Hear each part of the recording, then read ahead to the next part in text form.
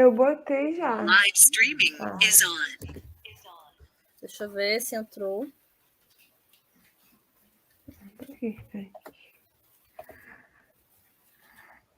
Estamos on. Já aparece já. Oi, gente, estamos online com Cinema Correria, construção coletiva de um conceito. Um projeto que está sendo patrocinado pela SESEC, Secretaria de Estado de Cultura e Economia Criativa do Rio de Janeiro, através do edital Cultura Presente nas Redes 2. É uma construção coletiva entre eu, Gisele, a Paula Sancieri e a Joelma Ribeiro, que vamos conduzir esse debate. A ideia é que a gente consiga conceituar um pouco a ideia de Cinema Correria a partir de 3 textos bases que escolhemos. Eu fiquei com uma dissertação, uma tese de doutorado, chamada Novíssimo Cinema Brasileiro, Práticas, Representações e Circuitos de Independência, da Maria Carolina Vasconcelos Oliveira, que fez o doutorado dela na USP, na área de Sociologia, e ela estuda coletivos de cinema independente. E claro que toda pesquisa, né, traz um recorte, e o recorte dela foi trazer filmes, longa-metragens brasileiros que estão sendo reconhecidos dentro de festivais de cinema independente. Então, a gente quer falar um pouco sobre o que seria esse cinema independente, como que ele se caracteriza, né?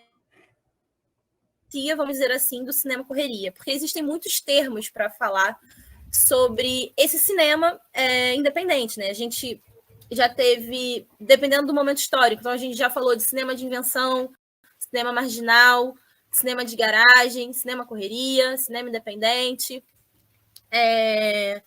Então, vou só falar um pouquinho de mim, me apresentar, né? Todos nós vamos. Cada um tem de 10 a 15 minutos para apresentar os textos bases e depois a gente pode fazer perguntas e conversar. E também a gente vai pedir para cada um indicar 2 filmes a partir do entendimento do que é o cinema correria. Então, eu sou a Gisele, eu sou da Zona Oeste do Rio de Janeiro, eu sou formada em comunicação e toco um projeto chamado Zona de Cinema, que é o que está realizando esse projeto do Cinema Correria, que a gente hoje em dia tem 3 eixos. A gente tem o eixo de produção audiovisual de impacto social, né? Então a gente tem bastante aderência ao documentário e aos movimentos sociais, e a gente usa o cinema como uma ferramenta estratégica de luta, de guerra, dentro dessa guerra narrativa, né? A gente tem essa compreensão da luta. A gente tem um eixo de ocupação dos territórios com cinema, arte e cultura, fazer cinema na praça, cinema embaixo do viaduto. Isso foi o primeiro eixo que surgiu em 2017, a partir de um questionamento de por que as salas de cinema da Zona Oeste estão todas dentro de shopping e não tem uma programação brasileira. Então, surge dessa indignação. A gente costuma falar muito de afeto e de que a gente faz uma produção com muito amor, mas também que tem a sua origem numa indignação e, às vezes, até numa raiva social, né, do nosso lugar da Zona Oeste. E a gente tem também o eixo educativo, que a gente sempre fez oficinas de cinema desde 2017. Inclusive, a Paulinha também já foi oficineira de Zona de Cinema. E a gente também criou, eu e a Cato Riso, que é uma cineasta de Nilópolis, criamos a formação livre em cinema e educação para compartilhar os nossos conhecimentos, a nossa trajetória. E a gente fez 3 edições dessa formação. Então, esses são os 3 eixos do Zona de Cinema. E sobre o texto, né, que é essa tese da Maria Carolina, eu primeiro selecionei um capítulo, porque era muito grande. Eu já li essa tese alguns anos atrás, para minha dissertação do mestrado, mas quis revisitar e não dei conta de ler a tese inteira, então eu separei o capítulo que eu achei mais interessante. Organização interna, trabalho e produção de filmes.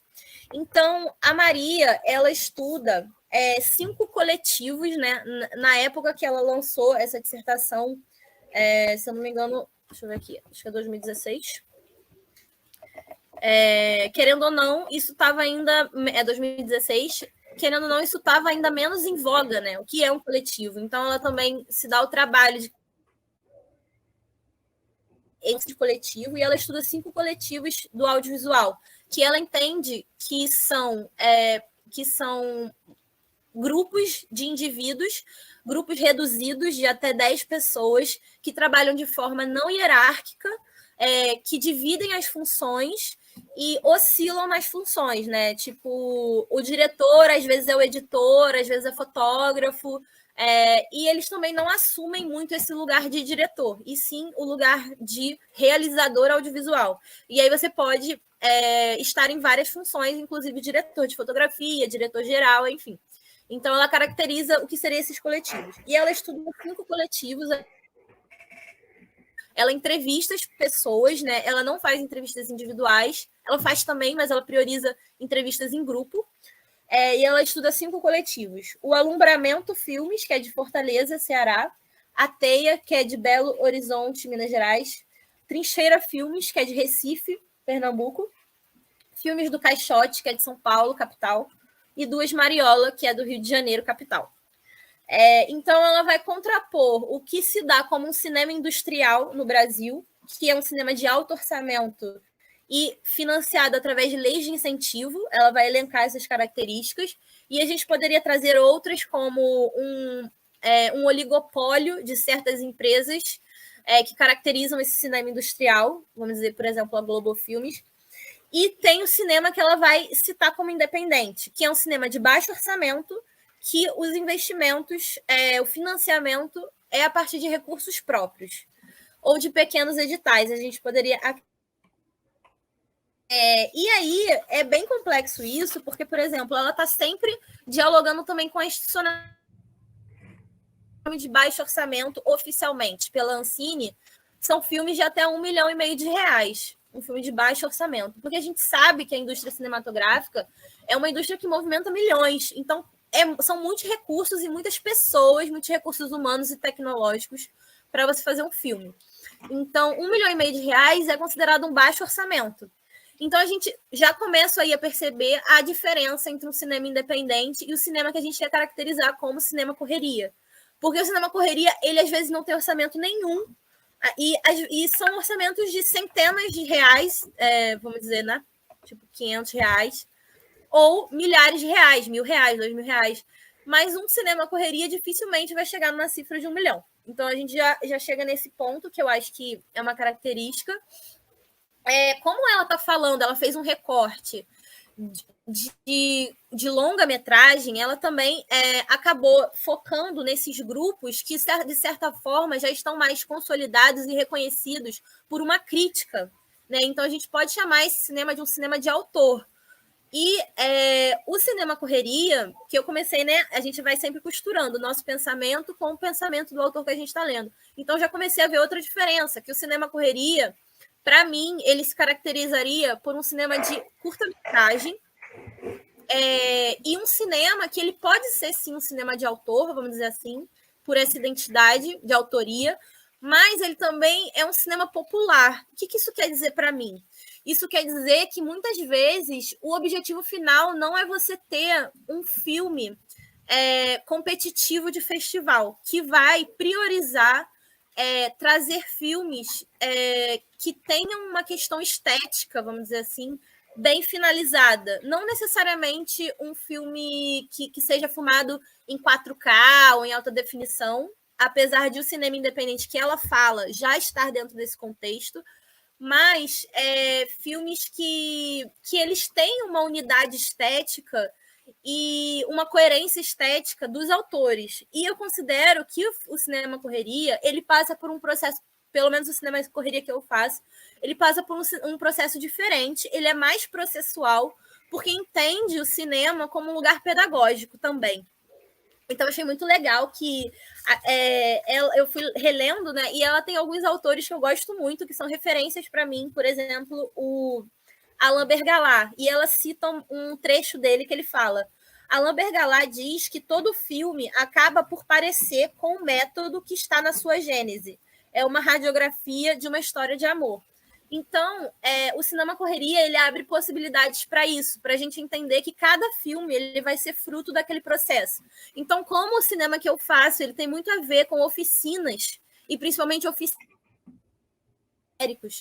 E eu priorizo sempre chamar, mesmo que eu queira fazer um cinema, mesmo quando eu tenho financiamento, que eu posso pagar as pessoas e chamar atores, eu priorizo profissionais periféricos e atores iniciantes e profissionais iniciantes.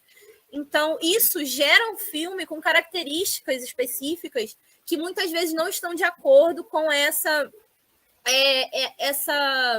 coerência estética, vamos dizer assim, que já está sendo consolidada nos festivais. Então, são filmes que às vezes eu ouço, mas o ator não mandou bem, o ator não é tão bom, sabe? Teve erros de corte, teve erros de fotografia, teve erros de continuidade. E é claro que essas críticas são muito bem-vindas para a gente sempre repensar a nossa prática, e de forma alguma são ofensivas. Mas, assim, para mim, a parte do processo é natural que tenha esses erros, justamente por a gente estar trabalhando com pessoas de cada processo como processo pedagógico. Então, um filme que eu faço, normalmente, ele é muito mais, ele tem muitas outras coisas além de ensaios, de construção de roteiro, de pesquisa e da gravação e da finalização, como é o costume, né?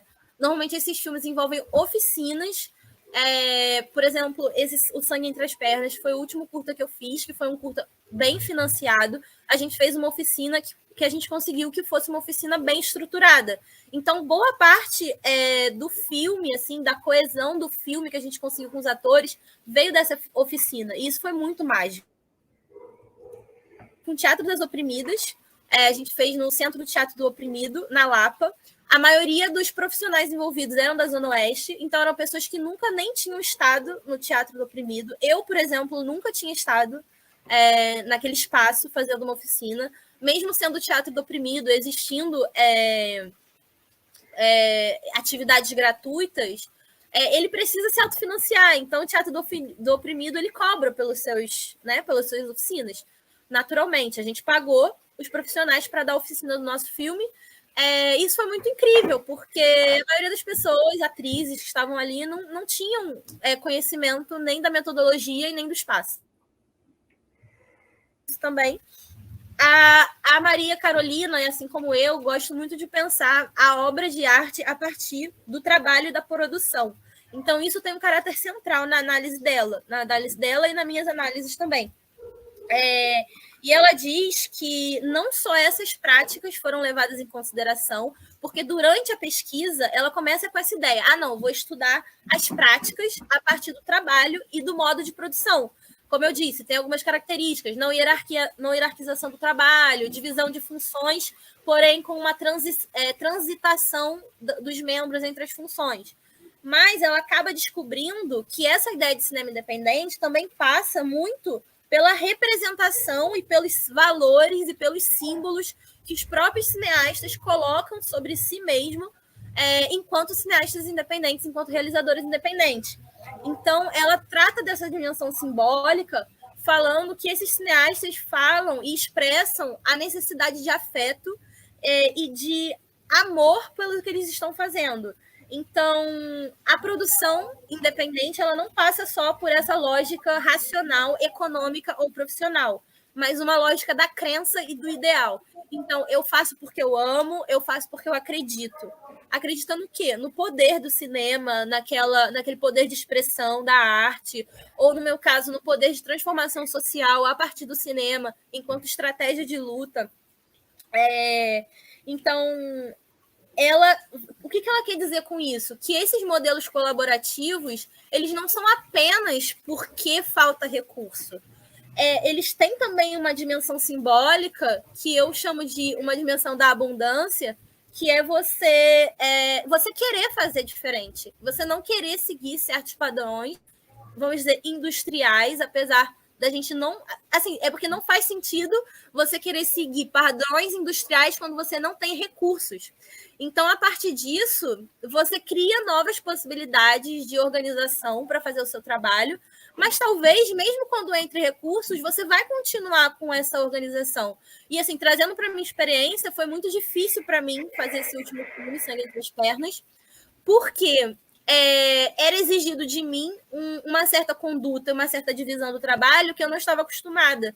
Porque acabou que, por dificuldade de organização, porque a gente tinha 3 meses para realizar o filme, que é um tempo muito curto, mas era o tempo do edital, eu não consegui, como idealizadora, organizar de uma forma que eu gostaria, então eu apelei para o modelo pronto. Então vamos fazer a divisão de função certinho, e é isso. E aí me era demandado certas coisas como diretora que eu não estava acostumada, porque eu trabalho mais de forma coletiva ou individual, que eu faço tudo. Então, assim, a gente começou. Eu já estou falando há 15 minutos, então vou parar por aqui para poder dar espaço. Vou convidar a Paula para fazer a apresentação dela. Eu vou ficar ausente 1 minuto só para ver se está rodando direitinho no YouTube e já volto, mas eu estou escutando. Então é isso, muito obrigada. E a partir disso, a gente, depois no final, também elenca alguns filmes que a gente gostaria de indicar. Porque tudo que a gente está fazendo aqui vai virar um texto escrito.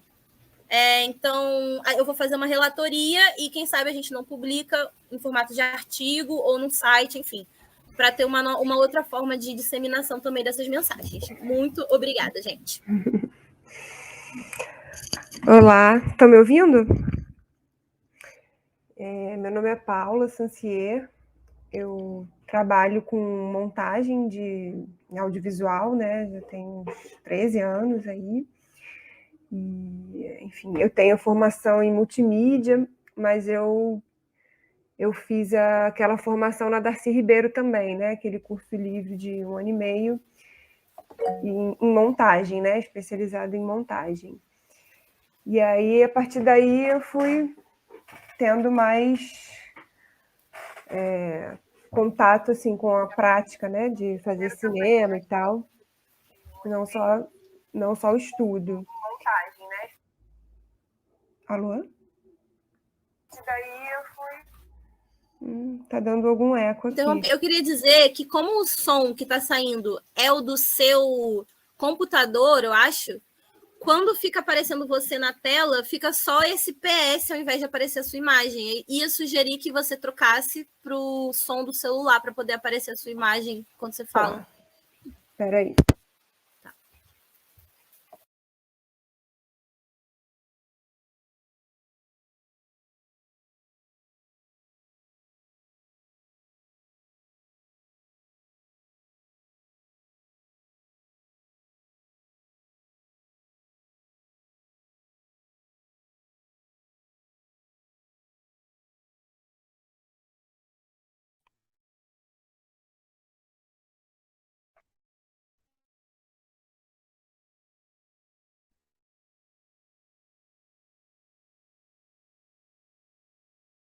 Alô, estão me ouvindo? Espera aí. Estão me ouvindo? Tá dando de ouvir, Paula. Tá legal. Tá, beleza. Então, aí quando eu entrei na Darcy Ribeiro que eu comecei a praticar mais, né? Mesmo estudando montagem, né? Que é uma coisa que você fica na parte final, né? Na pós-produção do filme, enfim. Mas eu acabei É isso, eu tinha uma câmera, né? Que eu andava com ela, essas câmeras que filma no próprio HD, né? Da câmera, Full HD. Comprei ela uma vez e andava com ela na câmera e filmava bastante. Fui criando um banco de imagens, tanto imagens, vamos dizer assim, mais pessoais, mais íntimas, assim, coisas de casa e tal, e tanto imagens de rua. Então, eu fui experimentando muito, enfim, estava tendo as aulas, ficava estimulada, novas referências, porque antes de fazer Darcy Ribeiro, eu já trabalhava com audiovisual, né? Assim, em produtora e tal. Então, só que às vezes você fica num esquema muito frenético de trabalho e você não para pensar sobre linguagem, essas coisas nem passam pela cabeça. Então, eu fiz a Darcy Ribeiro justamente para mergulhar em novos conhecimentos e tal, e comecei a produzir dessa forma, assim, né? primeiro gerando um banco de imagens, né, que ficou gigante, tanto é que o meu trabalho final de curso da Darcy Ribeiro, teoricamente, eu deveria pegar um filme, né, um material filmado do pessoal da direção. Só que aí deu, enfim, acabou que ninguém conseguiu filmar a tempo e tal, então eu falei com os professores se poderia fazer o meu material de meu banco de imagens, que era totalmente diverso, não foi um material filmado para a partir de um roteiro, a partir de uma ideia, o roteiro se construiu na montagem, então foi um filme com zero investimento de grana, então, enfim, eu meio que comecei a produzir, assim, como realizadora dessa forma. E, enfim, e eu acho que, assim, essa minha forma de produzir, minha e de vários colegas, né, lá do curso, se davam dessa forma, né? Então, e assim, a gente teve contato com vários conceitos, né? Várias nomenclaturas de cinema marginal, cinema de invenção, como a Gisele falou, e, e havia uma certa identificação, assim, mesmo com uma distância no tempo, né? Havia uma identificação com alguma coisa ali que eu acho que tem a ver com essas questões que a Gisele falou, né? De algo que aparentemente parece meio mal feito, né? Uma coisa assim amadora, que as pessoas chamam de ser um cinema amador e tal, que é uma coisa que a gente pode falar também, né? Questionar isso, mas e aí, enfim, né, tomei contato com um outro conceito que surgiu mais no início do século, né? No início dos anos 2000, que gerou uma mostra, que é o Mostra Cinema de Garagem, Panorama da Produção Brasileira Independente do Novo Século. E aí gerou esse livrozinho, né, que é um livro da mostra. E aí é o livro que eu peguei assim para poder ler e ver de que forma ele contribui para a gente construir esse pensamento de cinema correria, porque eu acho que tem muitas relações, né? E é interessante pegar uma construção do início do século, né, e pensar como é que hoje está se dando essas novas produções independentes e tal. Esse é um livro organizado pelo Marcelo Iqueda e o Delane Lima. São vários artigos, né, de várias pessoas que dissertam sobre esse tema, esse conceito que seria um cinema de garagem, né? E aí, até dentro do o que eu achei interessante ao ler os artigos, é que dentro da própria tentativa de você elaborar um conceito, né, tentar entender uma produção, né, tentar, de uma certa forma, unificar é complicado, mas, assim, organizar ali uma produção, né, a partir do que da forma como elas se ligam, né, até dentro desse processo existem as diferenças, né? Então, assim, nos artigos eles fala-se tanto de um cinema que é isso, que é feito a partir de uma intimidade, ou seja, não tem aparentemente um viés político, social ou de revolucionário, enfim, porque trata ali de imagens que são do cotidiano, a própria pessoa, né, falando sobre o seu cotidiano, sua intimidade em casa. Então, assim, tem artigos que falam tanto desse tipo de produção como outras produções que também entram nessa lógica, assim, assim, se pudesse, se eles pudessem, né, definir um conceito, o que seria esse cinema de garagem, né, seria, assim, um cinema de enfrentamento ao sistema, né? Só pelo fato de estar da forma de produção, né? Assim, de combate mesmo do status quo. Então, eu penso assim que isso se dá porque se dá assim na forma, no modo de produção, né, do cinema. Eu penso muito a partir desse lugar, assim, porque e aí pensando no conceito de cinema correria, porque assim, se você for pegar, aí pegando a palavra em si, né, por que que a gente escolhe uma palavra, né? Por que que sentiu que correria seria uma palavra que poderia abarcar aí uma produção contemporânea, né, independente. Eu fiquei pensando, poxa, correria tem, para mim, tem a ver com ritmo, né? Assim, quando você pensa em correria, você pensa em ritmo. Então, eu fiquei tentando elaborar internamente, né, partindo dessa ideia do ritmo, né? Que seria um cinema correria, né? Seria um cinema feito com um ritmo mais acelerado de pré-produção, produção e pós-produção, né? Por que que seria feito de forma acelerada? Porque, né, por que que esses processos assumem esse ritmo? Né? Eu fico pensando que...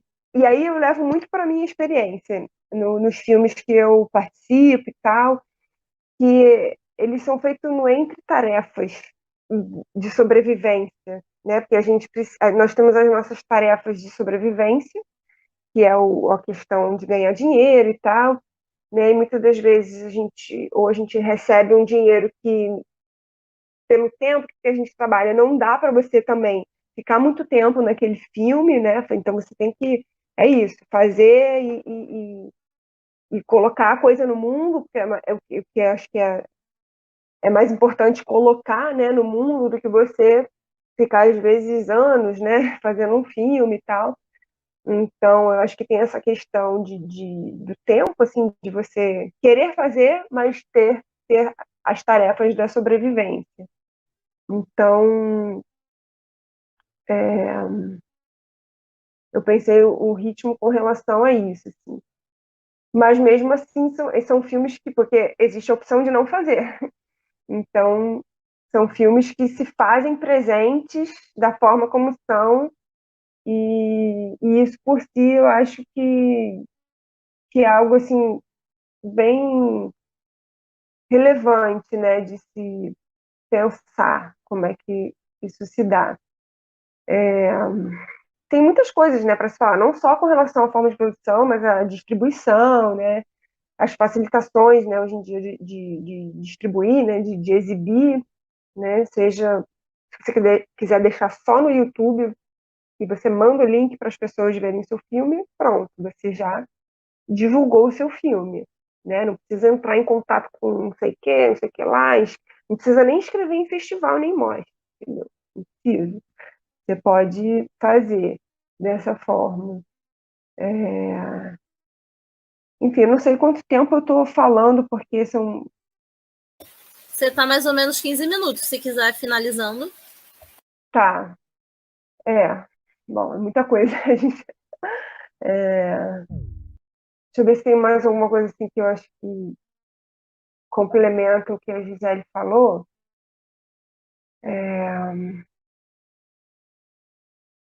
Questão da grana, ela falou, né? Eu acho uma coisa, não sei se eu vou conseguir discorrer agora, mas para a gente pensar de que forma isso implica na estética do filme, assim, e aí tentar falar um pouco mais sobre a estética desses filmes. Uma coisa que eu acho que para finalizar, que eu fiquei pensando muito, lendo os textos, até nas nossas conversas, é que esses movimentos, eles são de pessoas, de uma juventude, de uma certa maneira, assim, né? É um cinema jovem, né? Assim, porque eu fico pensando na faixa etária, assim, de quem está produzindo, porque é isso, assim, é quando você tem também uma energia para fazer várias coisas, assim. Eu fico reparando, assim, certos movimentos, é isso, de pessoas que fazem seus primeiros filmes e tal, depois tentam se profissionalizar de alguma forma ou viver disso, sabe? Tipo, ganhar dinheiro com isso e se sustentar com isso, né? Quando elas vão ficando mais velhas.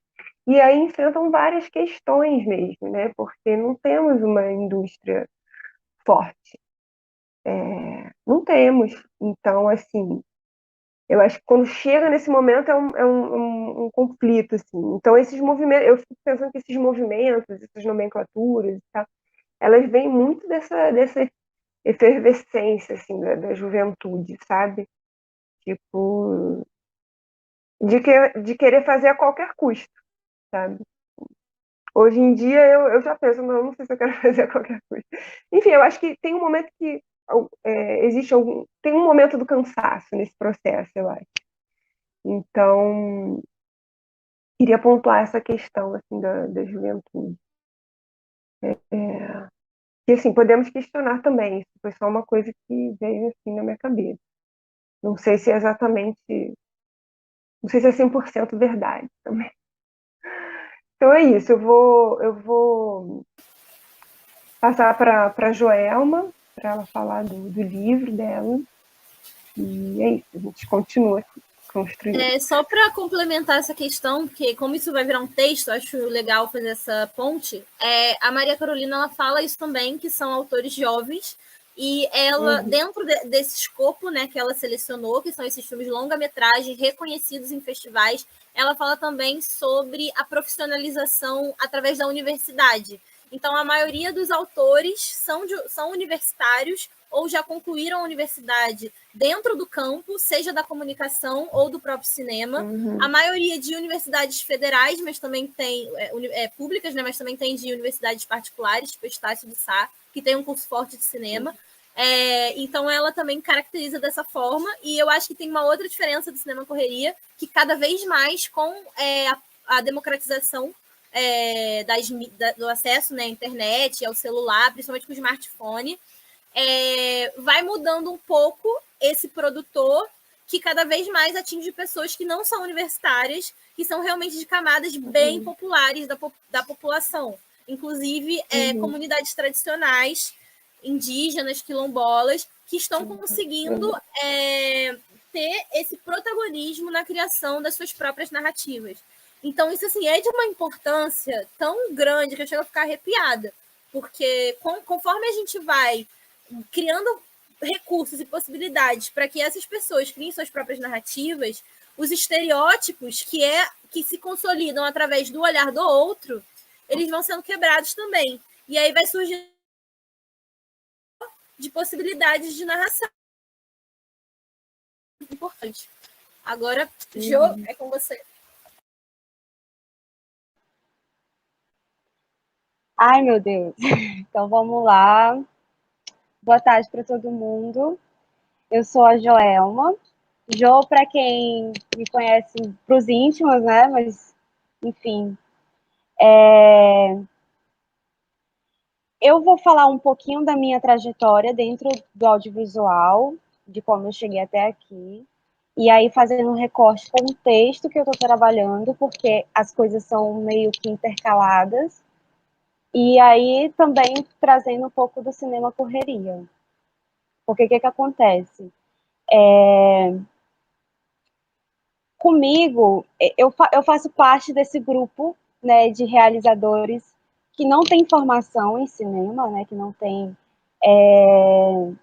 um curso universitário ou na área de comunicação. Eu não sou da área de comunicação nem na área de cinema. E eu sou de Rio Branco, Acre, né? Então, o cinema aqui no Acre, ele existe, já tem bastante tempo.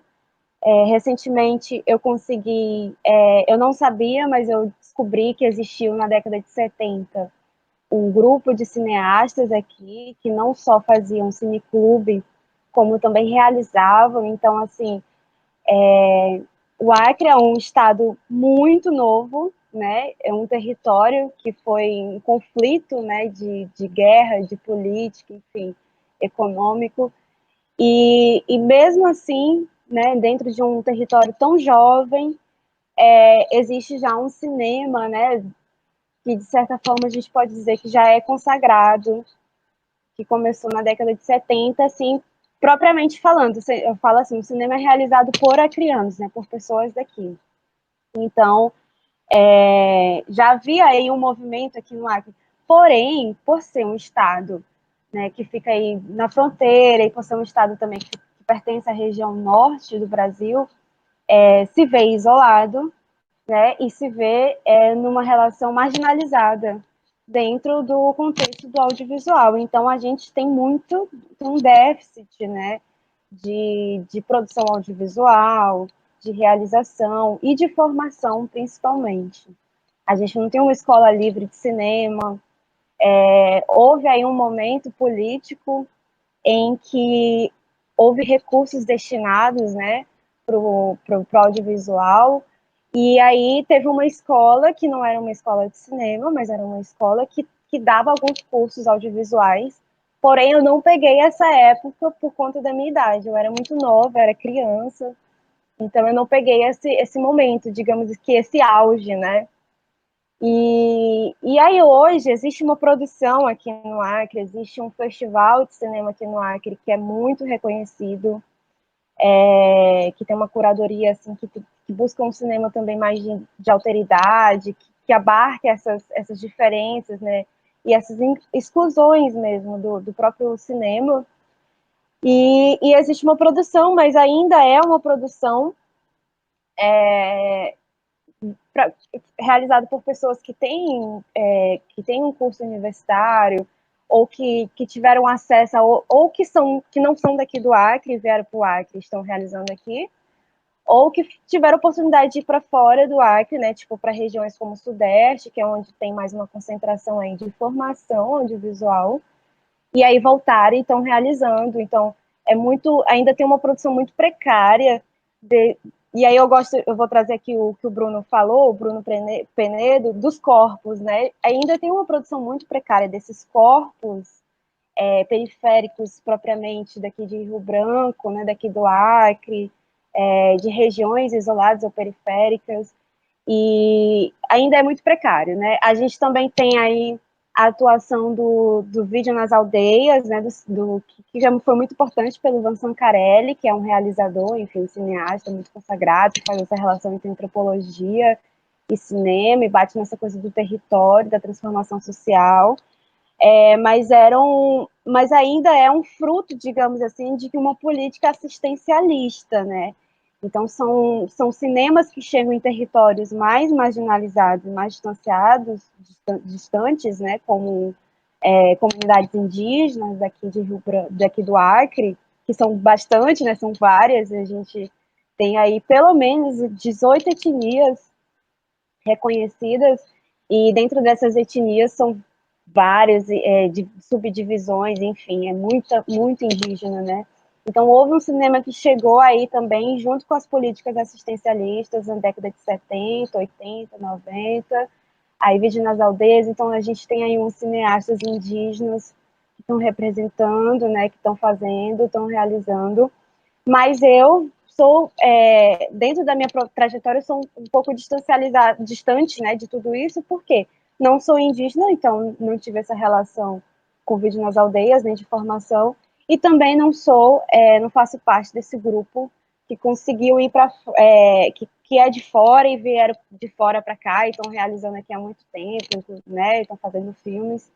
Se você pegar o último edital, por exemplo, de cultura que rolou aqui no Acre para fomento, onde eu também tentei, né, participar e tentar fomentar uma produção minha, você pode ver que as pessoas que foram aprovadas são pessoas que estão nesse contexto, que são de fora, que vieram para cá, que têm uma puta bagagem, que conseguiram fazer faculdade, que conseguiram trabalhar em produções premiadas, enfim, que tem produtoras, né, bastante premiadas e que conseguem pontuar e sair aí, conseguir esse fomento. Então, a gente foi nesse processo de não conseguir entrar, nem de estar nem em um lugar, nem em outro, que eu tentei buscar a minha própria autonomia dentro do cinema, não só de ocupação, né, de estar, né, ocupando, como realizando também, e pensando, né, esteticamente e conceitualmente esse cinema. Eu acho que o Correria, ele vem disso, assim, desse encontro de margens, mas ao mesmo tempo dessa divisão, né, dessa fronteira que existe dentro da própria margem, né. Aqui a gente está falando de um cinema marginalizado, que é o cinema produzido, né, na Amazônia, né, brasileira, enfim. Mas dentro desse próprio cinema existem outros corpos que não conseguem se inserir. E aí eu trouxe um texto, já fazendo uma ponte, por que eu estou trazendo esse texto, né?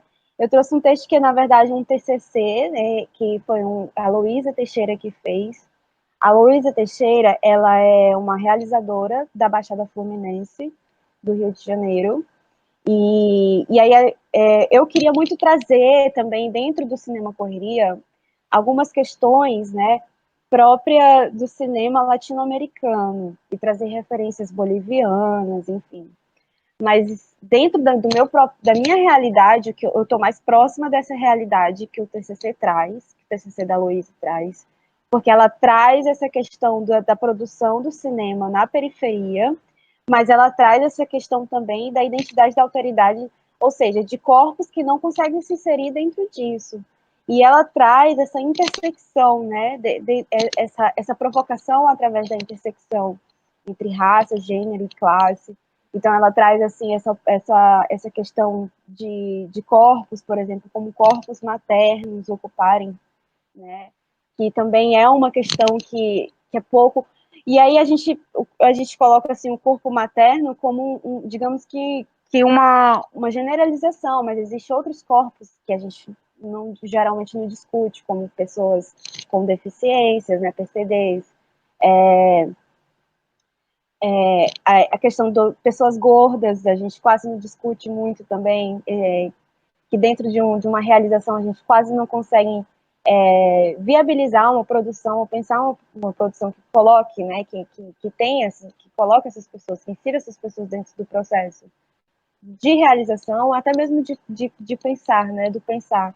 E aí, pessoas negras, enfim, a gente vem trazendo essas intersecções, né, e essas vulnerabilidades que o cinema produz, né, porque o cinema ele é uma instituição patriarcal.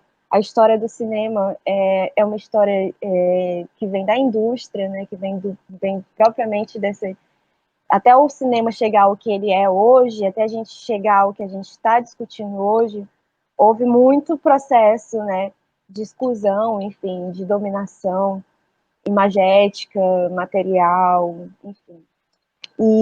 E aí essa tese da Loise, ela traz um estudo de caso, que foi a realização de um documentário feito na periferia, que é o Prédio Posto 13, e é um documentário que a produção pensou, viabilizou, priorizar esses corpos, né, que não estão, né, inseridos, corpos gordos, corpos maternos, e pessoas pretas e periféricas, enfim.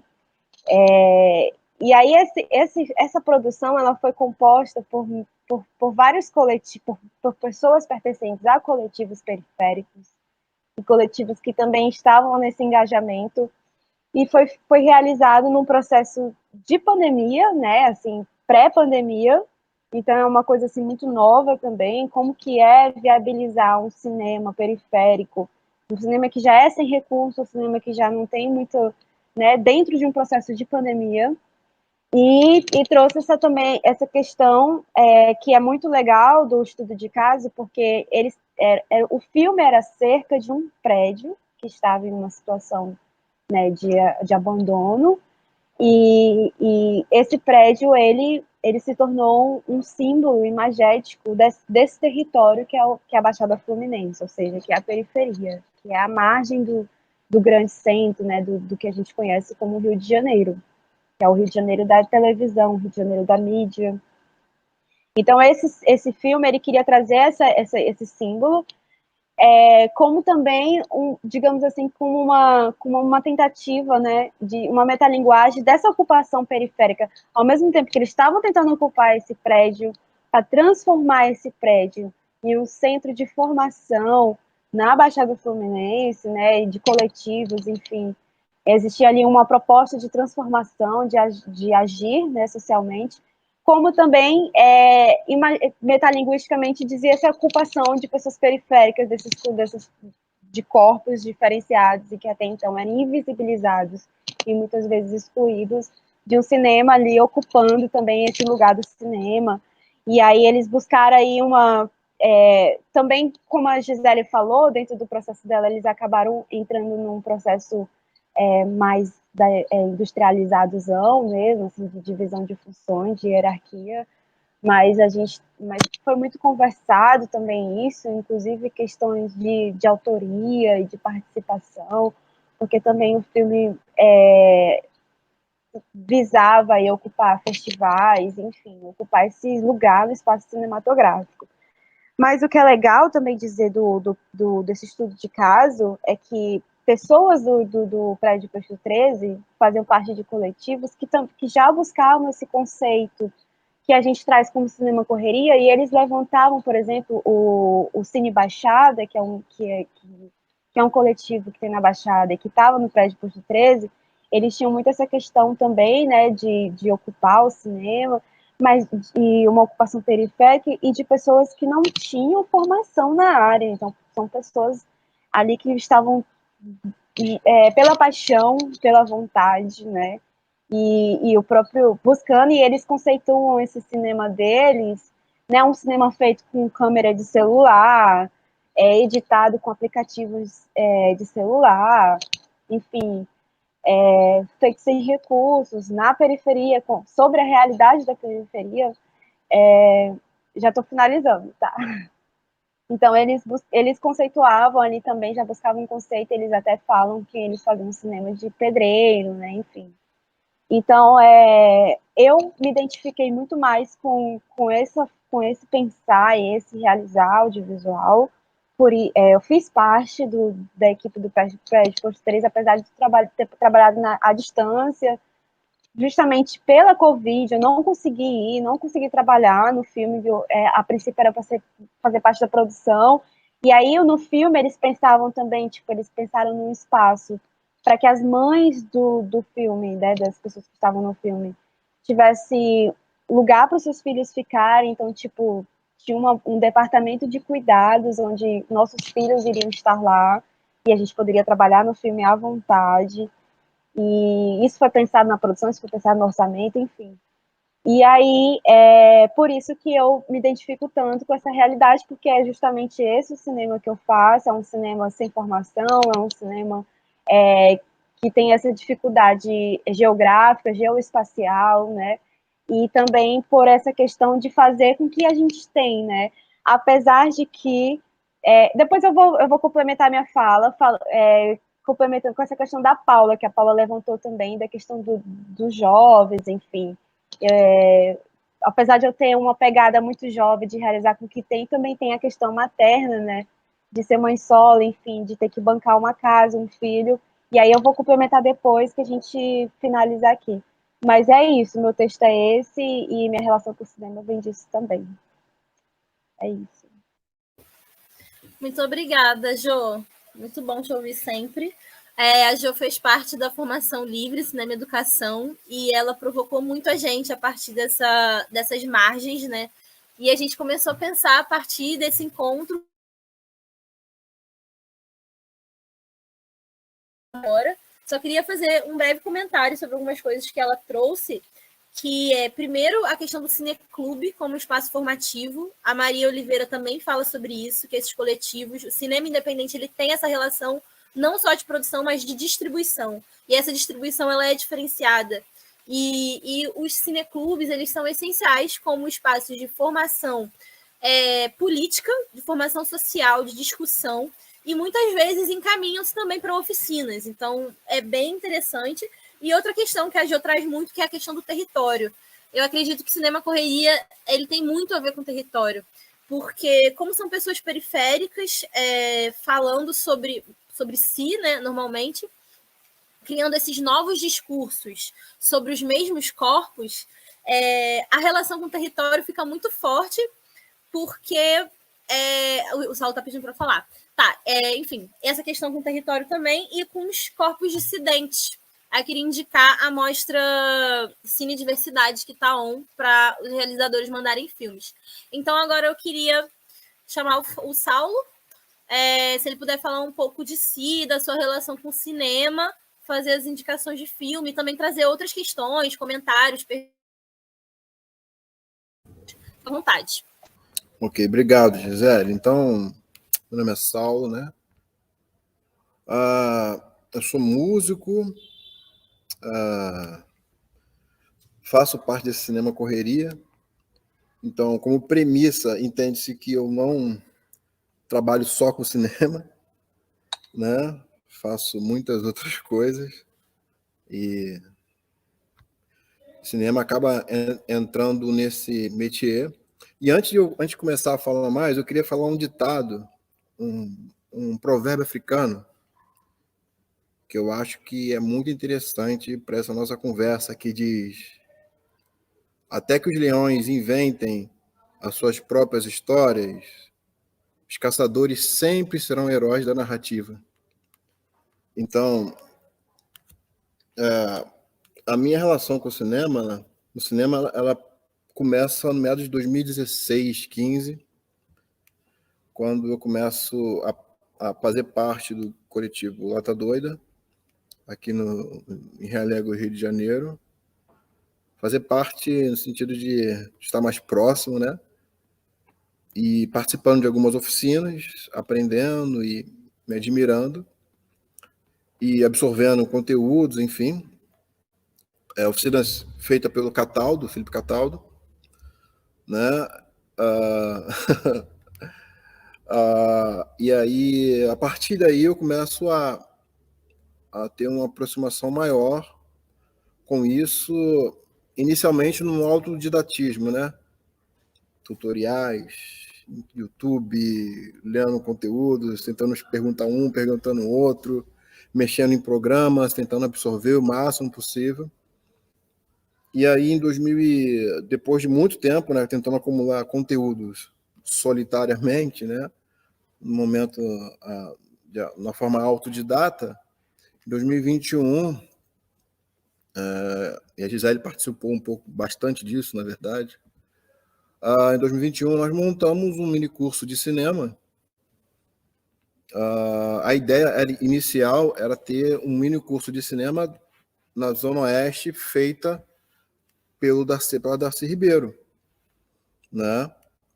Que aqui na Zona Oeste do Rio de Janeiro, nós temos dificuldade de ter um ensino sistemático de cinema para a população periférica. Nós temos algumas regiões da cidade, no centro, enfim. Mas na periferia, pelo menos eu desconheço. A ideia era fazer isso, trazer essa formação sistemática para cá, mas foi difícil. Então, nós conseguimos fazer uma oficina de um mini curso de cinema dentro de uma igreja, que já é algo muito inovador, né? No meu segundo ponto de vista.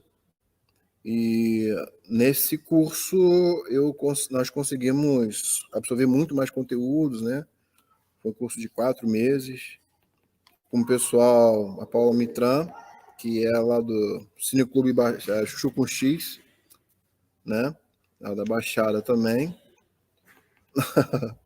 E foi muito bom para a gente naquele contexto.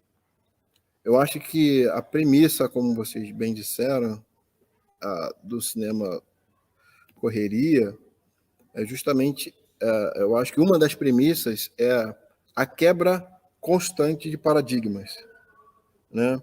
A quebra do paradigma da estrutura, a quebra do paradigma da necessidade do recurso, do grande recurso, a quebra do paradigma de necessidade do equipamento, do melhor equipamento, e entender o cinema correria como esse cinema de, eu posso dizer assim, um cinema de resistência, de quebra de paradigma, ele entra nessa vertente onde todos nós estamos incluídos, né?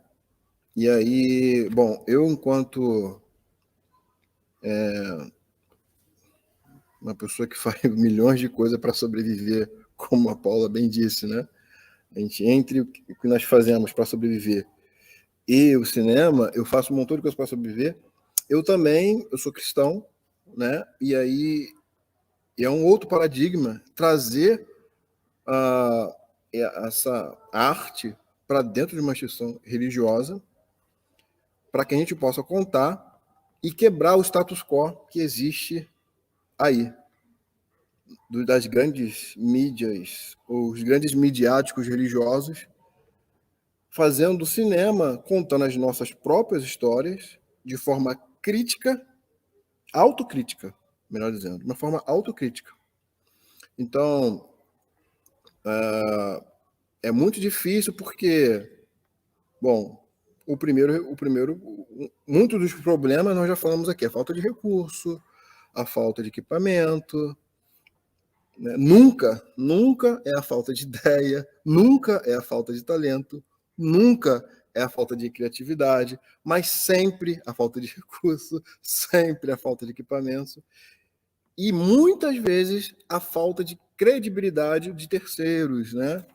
E por causa da quebra justamente dos padrões que são estipulados e são colocados aí. Então, nesse sentido, eu vejo como uma correria também dentro de, eu não quero ser repetitivo, né?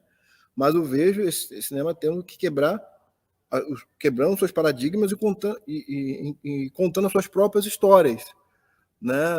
Onde nós nos desdobramos entre 1000 facetas de nós mesmos para tentarmos fazermos aquilo que a gente ama, a arte pela arte, não necessariamente pela visibilidade, pela credibilidade, enfim. Então, nesse sentido, de um cinema quebrando esse paradigma de trazer um cinema para dentro da instituição religiosa de uma forma autocrítica, eu tenho um filme do André, enfim, não lembro o nome do doutor André, alguma coisa, vou lembrar daqui a pouco, que se chama O Som e o Resto. Né? Eu vi esse filme na Lapa, no Cine Clube, lá nada que tem lá, esqueci o nome, o nome dele, Centro-Africano de Cinema, acho que é isso, eu não lembro muito bem, que eu vi lá na Lapa, que conta a história do seu Jair. O Jair é um músico, um baterista, né, de uma igreja, que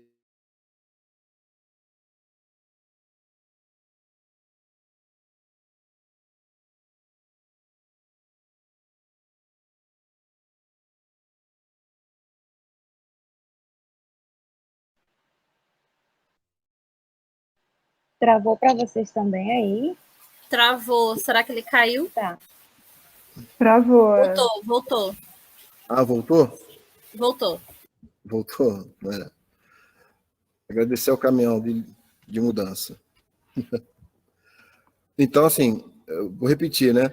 É o filme do Som e o Resto, que traz a história do seu Jair, que é um músico de uma igreja, um baterista, onde ele tenta trazer uma nova visão de arte para dentro de uma instituição religiosa, e ele é simplesmente negado, repudiado por essa instituição, e ele simplesmente sofre várias consequências a partir dessa visão diferenciada de arte dele, que ele é expurgado, ele não consegue simplesmente, ele perde a casa, ele perde o local, perde o seu enraizamento daquele local onde ele mora, onde ele vive.